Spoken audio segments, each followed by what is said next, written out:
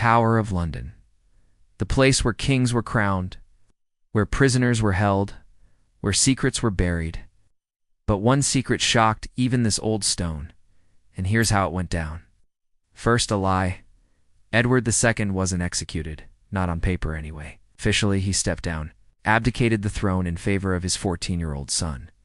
And to prove he meant it, they paraded him around the Tower of London, showed him to the people, let the crowds cheer, their new king. But the cheers were not for Edward II, they were for Prince Edward III. But there was no joy in that tower that day, no celebration, only a transfer of power. And with that done, the next lie was written.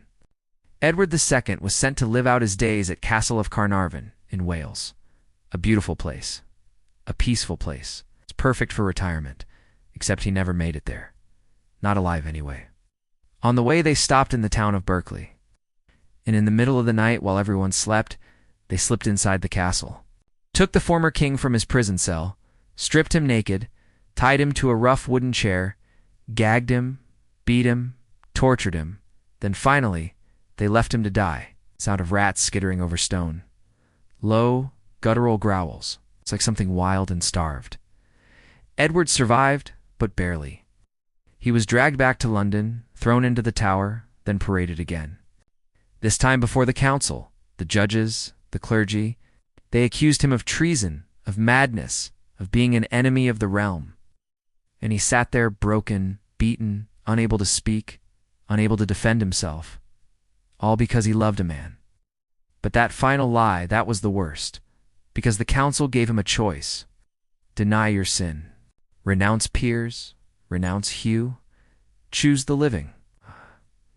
And Edward did. He confessed. He repented. He begged forgiveness. Oh, but it was too late. There was no going back. Not for him. Not for England. And so they struck. The executioners fell upon him, slashed his neck, ripped the crown from his head, tore his jewels from their fastenings. And still he lived. Still the king moved. But soon those motions ceased. Soon the light faded from his eyes. Edward II was dead, but they weren't finished with him yet. Death was easy. Death was merciful, but they wanted more. So they dragged his body through the streets, hung it over a bridge. A butcher hung it by a crane. They chopped off his manhood, threw it into the river. Then his limbs, then his head, then finally, his torso. The crowd watched, the nobles gawked, the clergy prayed, and the Tower of London grew darker. That same day, his son, Edward III, was crowned. The young boy king inherited a brutal legacy, but also a burning hatred for his uncle, Roger Mortimer. He wasted no time. In fact, he waited until he was 21. Then he had Mortimer brought before the bar, accused him of murder, of rape, of usurpation, of high treason, found him guilty on all counts, and sentenced him to death. As for Isabella, she escaped punishment, but she lost everything. Her son took the throne, her title, her lands, her life. The people hated her, the nobles scorned her, the clergy shunned her, and so she died alone. In a French prison, the hammer of Scotland fell, the Welsh dragon perished, and a new Lion of England roared. History remembers the crown, but it tries to forget what they did to the man who wore it. Today, we're going to talk about an execution. And not just any execution. An execution so abhorrent, so debased, so utterly horrifying that I haven't dared speak of it. In years, it was one of my very first videos. It's been requested countless times. And yet I have avoided it because this was a death designed not just to end a life, but to break it, to disgrace it, to burn away everything it meant to be a man. So tonight, under the cloak of midnight, I will tell you the story of King Edward II of England and how he was murdered in one of the most inhumane ways imaginable. Edward had lost the throne, but his enemies hadn't come for mercy. Queen Isabella and Roger Mortimer had seized the crown for themselves. And while they offered Edward a noble death, they had no intention of granting it. They didn't kill him right away, because that wasn't the point. They wanted him to feel his downfall, to live every hour knowing what was coming and that no one would stop it. After Hugh Despenser's execution, he moved Edward to Berkeley Castle, fortress deep in Gloucestershire, surrounded by shadowed hills, far from the court and far from mercy. They locked him in a cold stone chamber. No light, no attendants, no honor, only the stench of decay, and the sound of rats scratching at the walls. He wasn't just imprisoned, he was unmade. No longer a king, no longer a husband, not even a father. It's just a problem to be solved. Sound. Metal chains dragged across stone. A cold wind whips. Now Mortimer and Isabella faced a dilemma. You see, they couldn't just murder him in daylight. That would mean blood on their hands. Regicide, killing a king, was a sin against God. It had to look like an accident, or illness, or divine judgment. They needed to erase him without leaving a mark, at least. Not a visible one. For months, Edward languished in the darkness. Some records say he grew sick. Others say he wept daily, asking for his son. But all agree, his jailers were instructed to make him suffer, but leave no trace. They starved him, deprived him of sleep. They let his wounds fester. They let him rot, yet he survived, day after day, week after week. A former king, clinging to life in the dark. This persistence became a problem, and Mortimer grew impatient. He whispered to his assassins. He wanted the death to be final and unforgettable. Music shifts low, sinister strings slowly rising beneath each word. And then came the most infamous method of all, a method whispered by monks, written in foreign letters, recorded with a shudder in every historical text that dares to tell it. They say on the night of September 21st, 1327, Edward was awakened. 2 men entered his chamber. They didn't speak. They didn't need to. He screamed. He fought, but they pinned him down. And then they brought forward an object, a hollow metal tube, polished, narrow, cooled with oil. Ow. They forced it between his legs, deep into his rectum. He thrashed. He wept. But it was held in place. And then they brought the second object, a red-hot poker, glowing from the forge, burning orange in the shadows. And without a word, they drove it through the tube. Sound a single shrill metallic hiss, then a heartbeat, then silence. The heat traveled upward, burning tissue, severing nerves, cooking him from the inside. Why this method? Because it left no external marks, no wounds, no scars. From the outside, Edward would appear untouched, but inside, he was ruined, destroyed, murdered in the most humiliating, agonizing, and symbolic way imaginable. The message was clear. This was not just death. It was punishment. A brutal declaration that a king who ruled through desire, through softness, through deviance, would be purged by fire. Music fades. All is still. Only breath remains. The next morning, the guards reported he was dead. Natural causes, they said. A lie whispered through centuries, a lie that history tried to bury. But truth has a way of surviving. Even in the medieval world where violence was routine, where executions were public sport, Edward's death was a horror story, not just for its cruelty, but for what it meant. It meant that love, when misdirected by power, would be punished, that softness in a king could not be tolerated, that deviation, sexual, political, personal, must be burned out from within. And so Edward was buried in Gloucester Cathedral, but no great mourners lined the streets. No monuments were built. He was remembered only in whispers, in records hidden in abbeys, in the shaking hands of chroniclers who dared write what they'd heard. But one detail, one final, horrifying image remains, they say. His screams were heard half a mile away, that the castle echoed with them, that birds fled the trees, and that the flames that night, silent and secret, burned more than flesh. They burned a man's legacy, soundscape.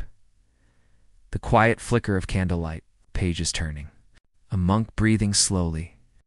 Thank you for watching. There's this story that people tell about King Edward II of England.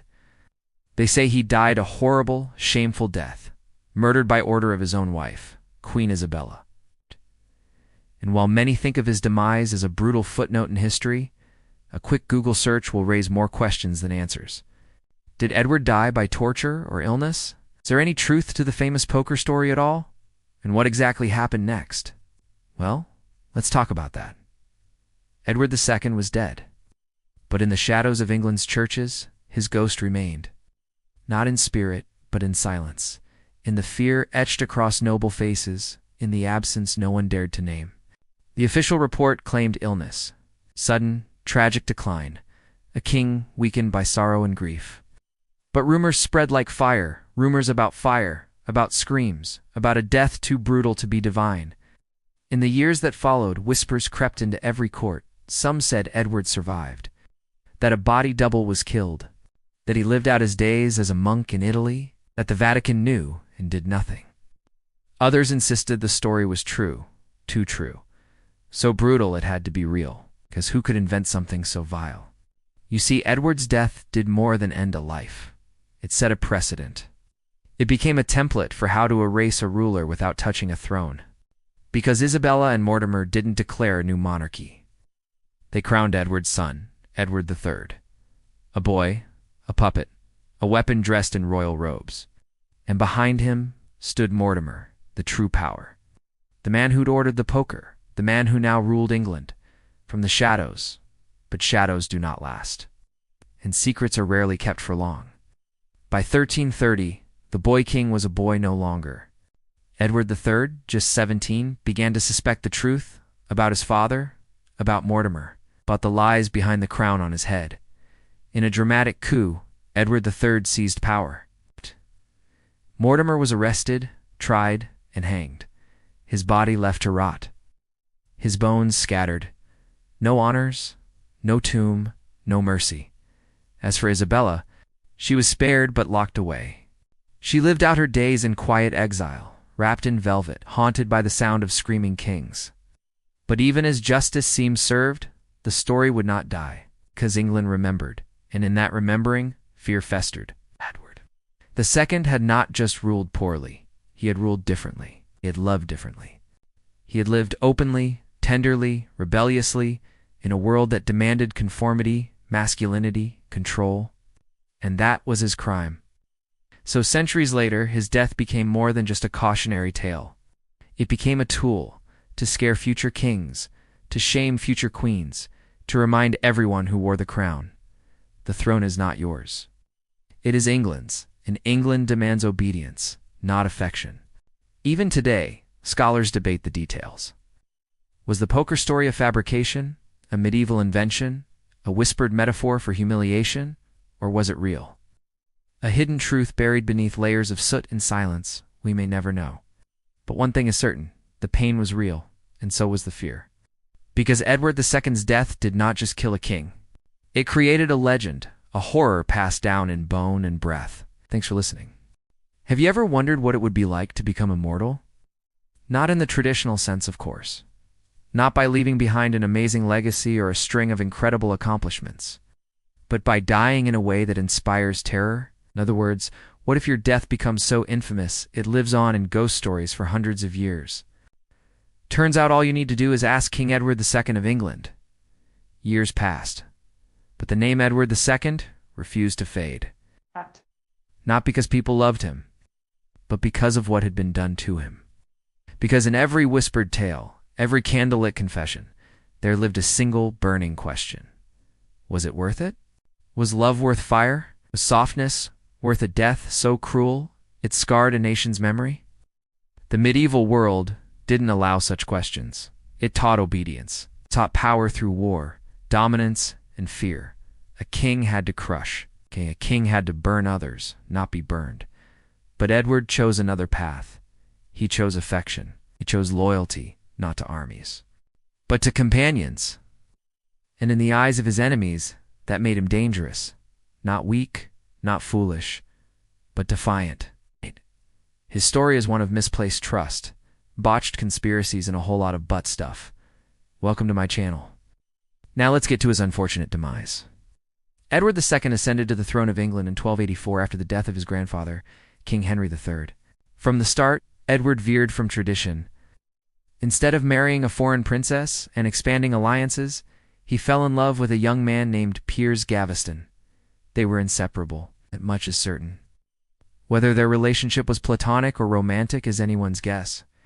But Edward lavished Gaveston with titles and land, effectively making him the king's consort.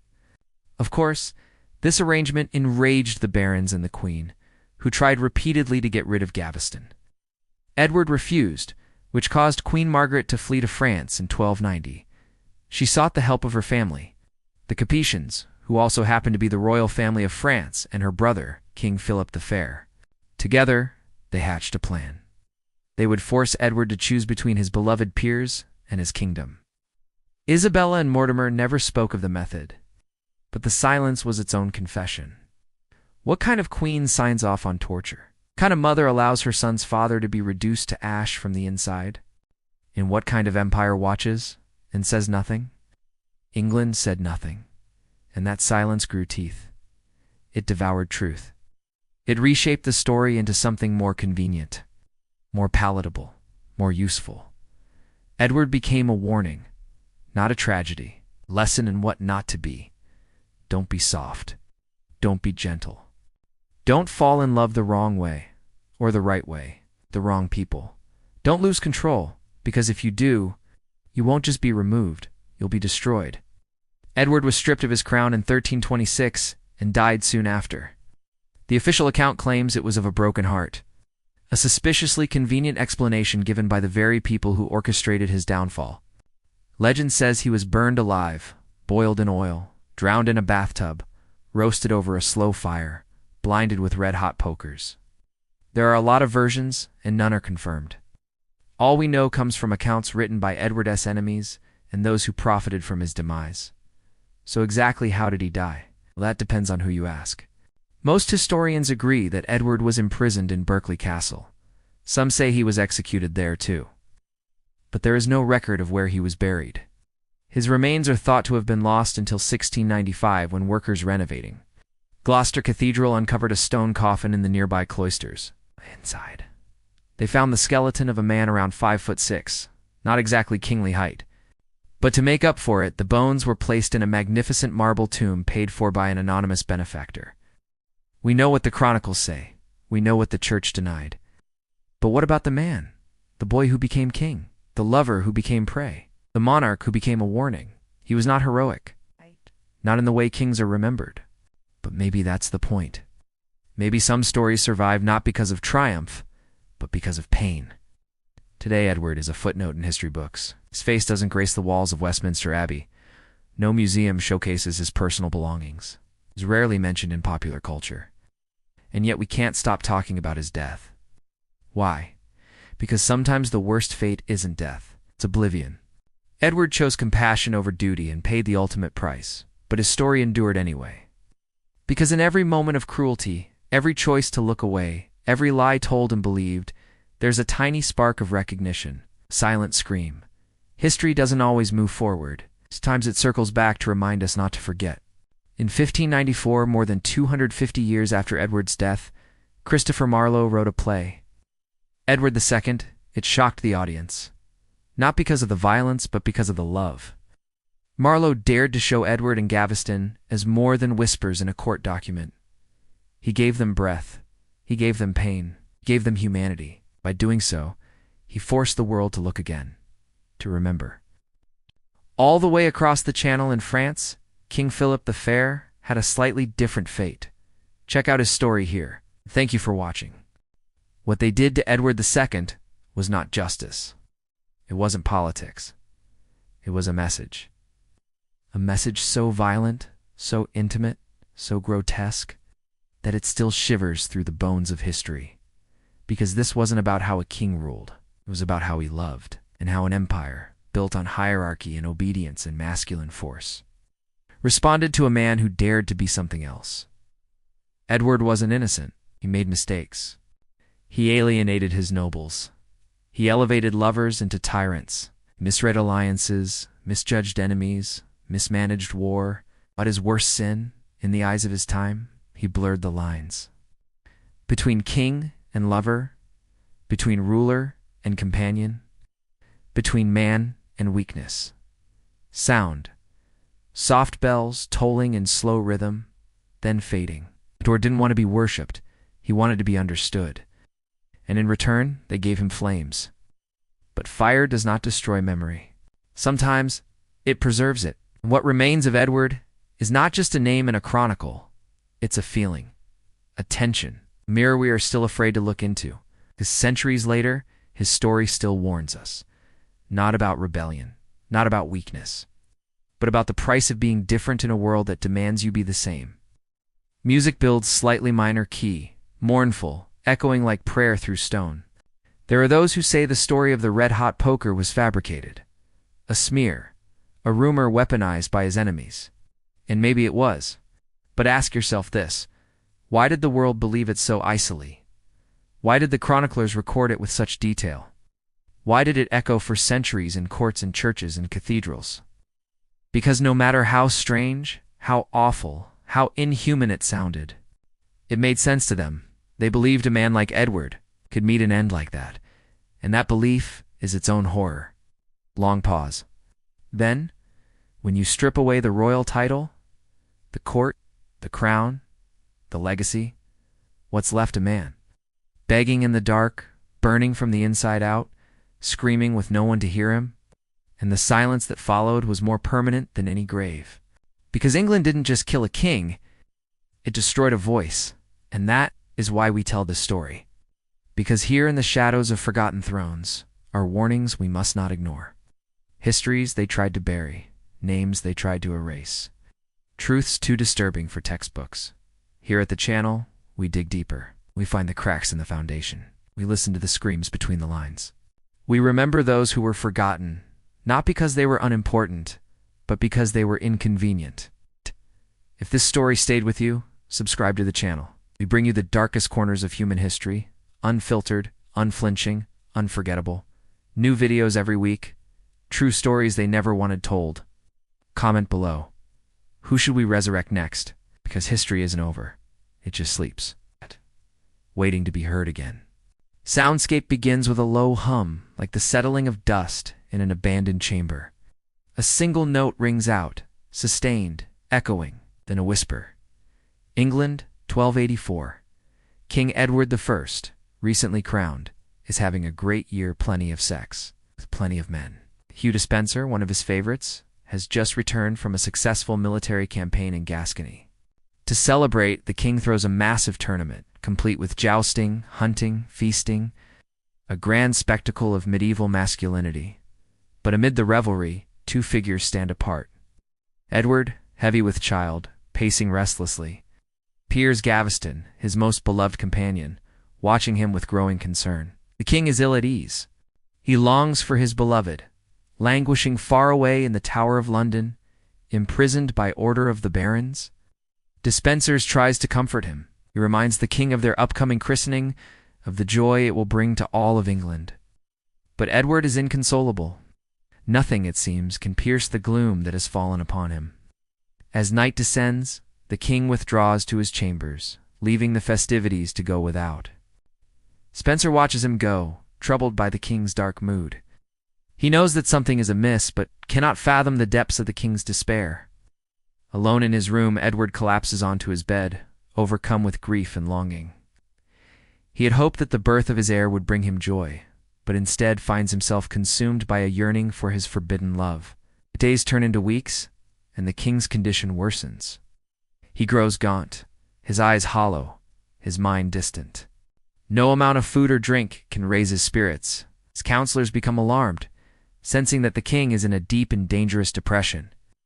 They urge him to seek solace in the arms of one of his many noble ladies, but he refuses, his heart and soul belonging only to Gaveston. As the christening day approaches, tension mounts at court. The barons are furious with Edward for his neglect of duty and his strange withdrawal from public life. They see his obsession with Gaveston as a threat to the stability of the kingdom and vow to put an end to it. On the day of the christening, Edward appears listless and detached as his nobles gather to celebrate the arrival of his son. A sense of foreboding hangs over the festivities, as if all present know that something terrible is about to unfold. With the ceremony over, Edward retreats once more to the privacy of his chamber. But this time, he is not alone. Drawn by the king's distress, Despencer enters to find Edward in a state of utter despair. Edward, upon seeing his friend, breaks down and confesses the depth of his anguish. He reveals that his counselors have arranged for his young son to be betrothed to the daughter of a powerful baron, a match designed to strengthen their hold over the kingdom. But Edward sees it as a betrayal, a scheme to bind his son to a loveless and political union that will surely cause him misery. Despenser listens patiently, offering words of comfort and support to his troubled friend. But he, too, feels a growing sense of dread. He realizes that the king's obsession with Gaveston has reached a dangerous level and fears that it may lead to ruin. For Edward, the boundaries between his personal desires and his royal obligations have long since been blurred. He no longer sees his counselors as advisors, but as enemies who seek to control him and his family. He is consumed by a paranoia that drives him to ever greater acts of cruelty and injustice. And now, with the threat of losing Gaveston forever, he is spiraling into a madness that will shatter the kingdom. As night falls, the two friends sit together in silence, united in their sorrow and fear. They know that the coming days will be filled with turmoil and strife, and they brace themselves for the inevitable storm. But little do they know that the true horror is yet to come. Shadow looms over the horizon, a force more powerful than any they could have imagined. It is a force that will tear their world apart and leave England forever changed. Sounds fade into the distance, leaving only a sense of foreboding and dread. To be continued.